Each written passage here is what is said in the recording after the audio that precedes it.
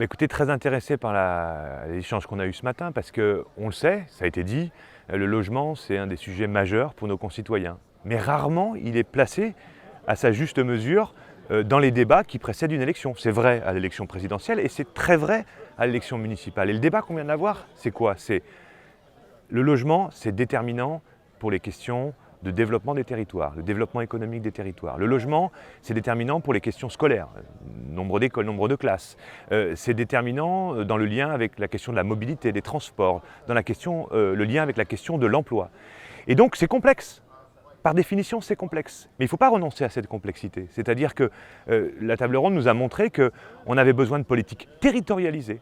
Alors, l'État doit pouvoir impulser, donner les moyens, par exemple, de la production du logement social, ou les moyens pour pouvoir aider les ménages à payer quand ils ont des ressources faibles via les APL. Donc c'est là où on a un débat avec le gouvernement, le ministre qui viendra tout à l'heure, sur ce sujet, de dire attention, de ne pas affaiblir les outils de la protection sociale dans le domaine du logement. Mais il y a besoin de politiques territorialisées. Parce que les réalités ne sont pas les mêmes à Angoulême, ou ici dans le Pays Basque, ou à Paris, ou à Marseille, etc. Et donc, on voit bien dans ce débat que c'est en train de prendre cette question-là. C'est-à-dire que les maires finissent par se dire, et ils l'ont dit, on ne s'est pas assez occupé du logement pendant toutes ces années et on en paye le prix aujourd'hui. Ben nous, on fait le même constat à la Fondation Abbé Pierre. Donc c'est très satisfaisant d'entendre ça. Maintenant, il faut qu'il y ait aussi un échange avec la population. Parce que dans le débat, on entendait qu'il faut construire du logement. Alors est-ce qu'il faut la densité, l'aménagement du territoire, tout ça c'est fondamental. Mais heureusement, ça a été dit à un moment, mais quel logement on va construire? Pour qui? Pour les jeunes? Pour les familles fragiles? Pour les classes moyennes?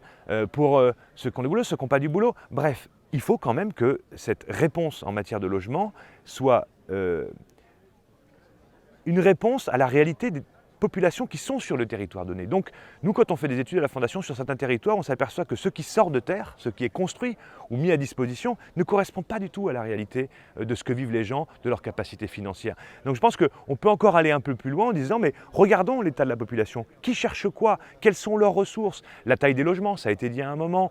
Bref, en faire un sujet politique au sens noble du terme et un enjeu électoral pour que les maires se prononcent, les candidats maires se prononcent sur le logement, qui disent moi oui je veux densifier, oui je veux construire pour les classes moyennes, pour les populations les plus fragiles.